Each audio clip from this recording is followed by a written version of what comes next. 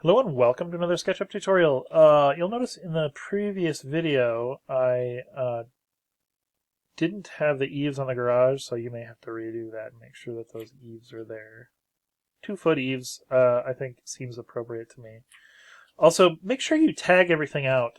So what I did was I went through and made sure that ceilings and roofs. My tags got a little bit messed up, but I'm not really sure why. I have all of these roofs is one component, and they are in the ceilings and roofs tag. So if I turn off ceilings and roofs, they all disappear. If I turn off the second floor, that also disappears. So this is going to allow me to work in here a lot easier. So you can also set up one of your scenes. So like you can set up the first floor scene to not have the ceilings and roofs as well. So that's another option for making sure everything looks good. You're definitely going to want to make sure that your field of view is pretty wide for doing this detail work inside the house. So without further ado, let's make some cabinets. I have a website here. That is that I'll link in the comments that I found to be a pretty useful tool, which had a couple of diagrams for cabinet-based dimensions, base cabinet dimensions, wall cabinet dimensions, and tall cabinet dimensions. Just as a really handy little resource for making sure that we've got things right, and then for how wide they're going to be and such. So let's take a look at what we have. So base cabinets, we're not going to do the wall cabinets for this tutorial. I think we're just going to do the base cabinets and import a couple things from the asset warehouse so that it looks nice. So we have, they're 22 feet deep from the inside. So the cabinet, or the countertop depth is a little wider, is a little longer. So we're going to operate on this assumption that they're 24 inches and they're an inch away from the wall. So we'll get out our tape measure and we'll measure 1 inch away from the wall and 1 inch away from the wall, and then from that line we'll measure our 24 inches, and then from here 24 inches. So this is going to be wasted space for what we're doing, and that's pretty common with cabinets, is to have the corner space kind of wasted. You have to do some pretty fancy stuff, and we don't have a whole lot of room here, so we just lose it. It's not a big deal. So then we'll measure our tape measure. We'll get our how much is this? This is 2'11". Let's just measure it 3 feet. So it'll stick out a little bit past that, and that's just fine. So we're going to start with our first initial rectangle, and we're going to double click it and make it a component. We're going to call this cabinets. We're going to call it cabinets. And then we'll enter it to start editing it, and look at our height, which up to the underside is going to be 34.5 inches. So underside of the countertops. So 34.5 inches. So we'll just pull that up. 34.5. Boom. There's our standard base cabinet. All done. Now we can do kind of a similar thing here. This is what I did. I just pull this and then hit Control, which creates a new geometry. And I pulled it to this line here, so it's again 1 inch away from the wall. And then I did the same thing here. I grabbed this and pulled it all the way to here. Now that's not going to be quite correct. We're going to have to delete some geometry to make room for the stove and the refrigerator. But this will work just. So we're going to assume a 36-inch stove top, or I'm sorry, 30-inch stove top and a 36-inch fridge here. So to do this is really pretty simple. We're just going to grab our tape measure and assume a 36-inch fridge. We'll do the line tool here and then pull this back. You probably could have just made those measurements beforehand, but this is just as good too. This allows us to kind of plan out what the dimensions are going to look like. We'll have the stove 12 inches away from the inside here, so that gives us a 12-inch cabinet here, and then a 30-inch wide stove, 30 enter, and then we'll do a line here, and then pull it back to the wall. and then erase anything that we don't need there. Just Shift H to, I have my hide the rest of the geometry hotkey as Shift H. So there, we've got our base cabinets. These are our base cabinets. On this side, we'll do drawers. And there's a couple of different ways you can do this. One thing you could do is measure up. Oh yes, we have to do the bottom. So this is going to be 4 inches up and 4 inches up. And then we'll draw our lines here. I couldn't tell you if this is going to be easier. I think doing the cutouts for the 1 inch in, double click. Doing the cutouts for the toe kick, or doing the cutouts for the appliances might be easier before you do the toe kick. So now we want to put in some drawers on this side. And now we're modeling this in by hand, but we don't need to be super crazy about this. We can just do some really simple kind of real easy, not too difficult stuff here. We can say how much is this now? This is going to be, we might want to do like something like this. I'm drawing a reference line here so I know how much this is going to be. So there we go. So there's our halfway point, and then we'll delete this, and then we'll just draw a line here, and then a rectangle. Well, we'll do the offset here. We're going to offset this by 1/2 inch, and then just pull this out. Actually, let's do it this way. Before we do that, we'll just double click to select this. We'll make it a group. Nope. We'll double click to select this, and we'll make it a component, and we'll call it drawer.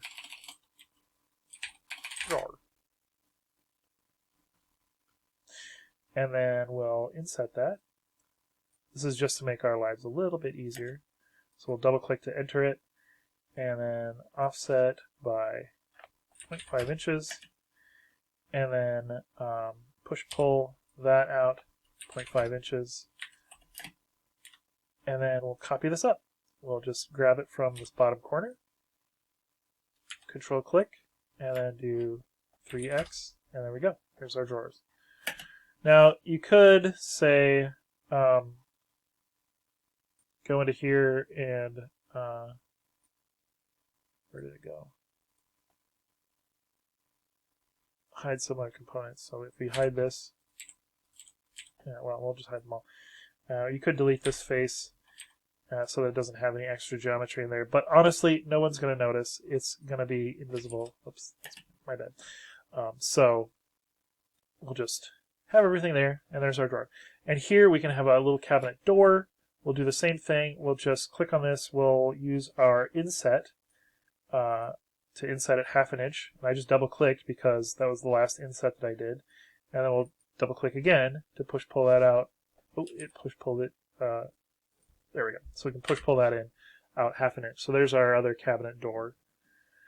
And there it is. And next, I'll show you how to input the stove later, but we're going to do, for these ones, we're going to do 2 36-inch base cabinets. So we'll do 36 inches and 36 inches, which is going to leave us a little bit extra, which we're going to play with here in a little bit. But so let's cut these out with our line tool, and then we'll draw. So we'll find our midpoints here.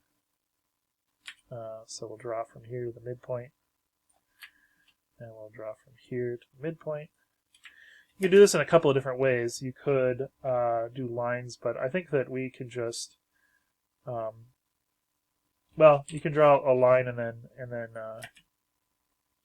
do the offset. Where did it go? Offset 0.5 inches, and then whoops. I don't know why I did that. There we go.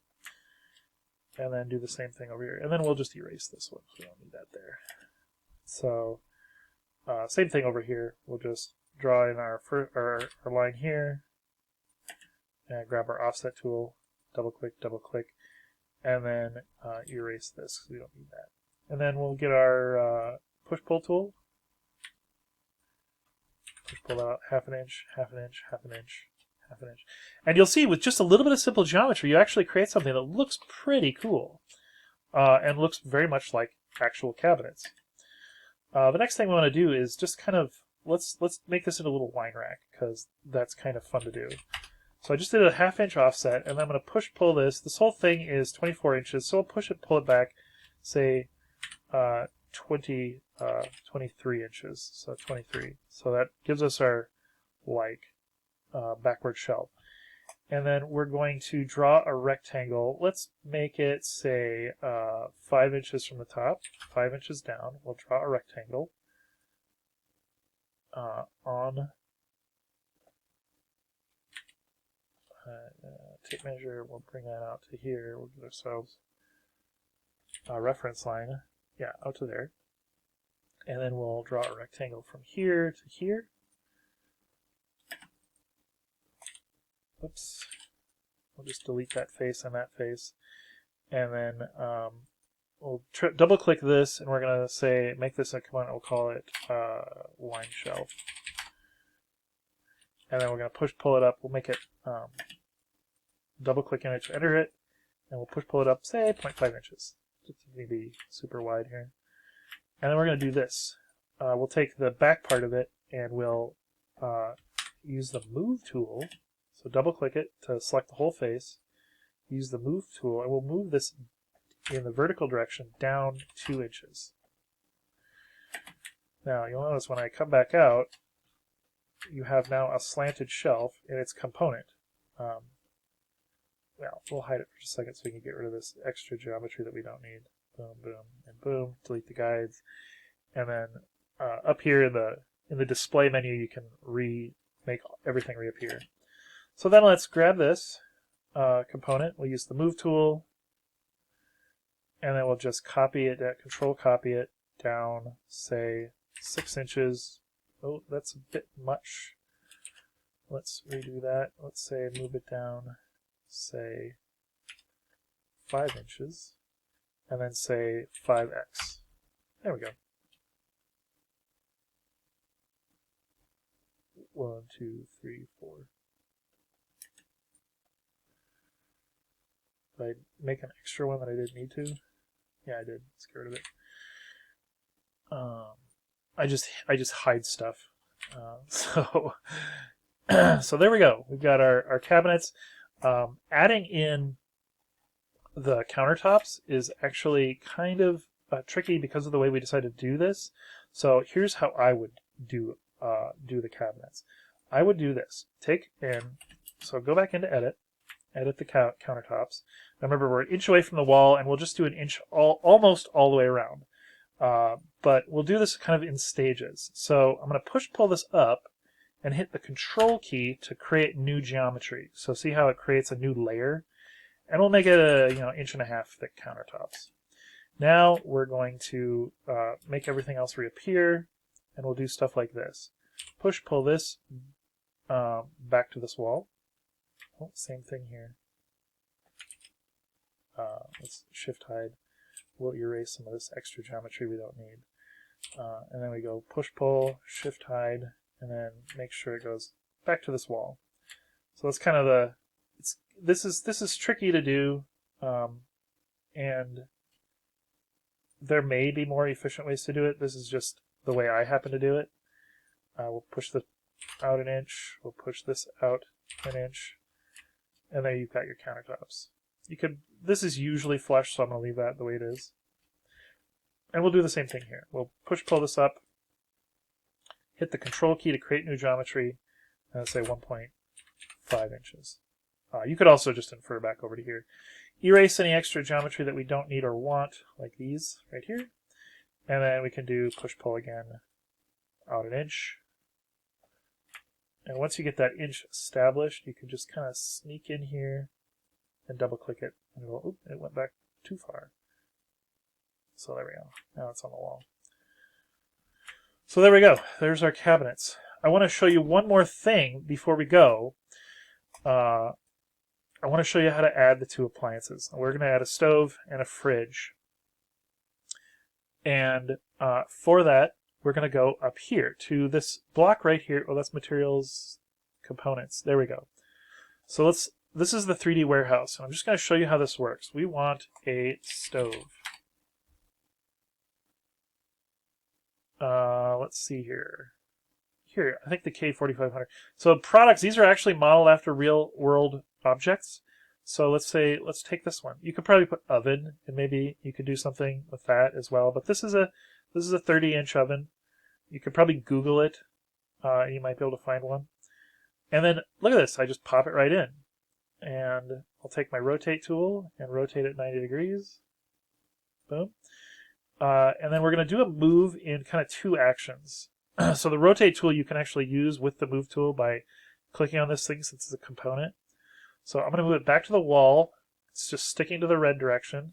So, and then infer to the wall. And then I'm going to grab it by somewhere on this edge. And then get it locked to the green direction. And then infer to, say, the corner of the countertop. And then my 30-inch stove is installed. And it stayed on the ground just kind of by default. So just be careful about where you grab it, which axis you lock it to, and what surface you infer to get it to position correctly. Let's try another component. Let's get a fridge, or refrigerator. That's the one I want. The KitchenAid. This one is a 36-inch fridge, so we'll download that guy, and we'll pop it in and rotate it 90 degrees. And once again, we're just going to kind of be careful about what we infer to. So we're going to grab it, move it, and then get it kind of locked in a horizontal, on the red axis there, and then infer to this wall. And then we can do the same thing here. We can grab it on this edge, get it locked to the green direction, and then infer to this wall, and then it's nice and snug in there. Might be overlapping into clipping into some other geometry, and we could probably do some tweaking, like scale it down or something. But that's basically the gist of it. This is how you can build a simple kitchen. In my example file, which I can share later, does have an island here, which you're free to model in as part of the extras at the end of the project. But for the most part, this is how you do in cabinets, and we'll see you in the next thing.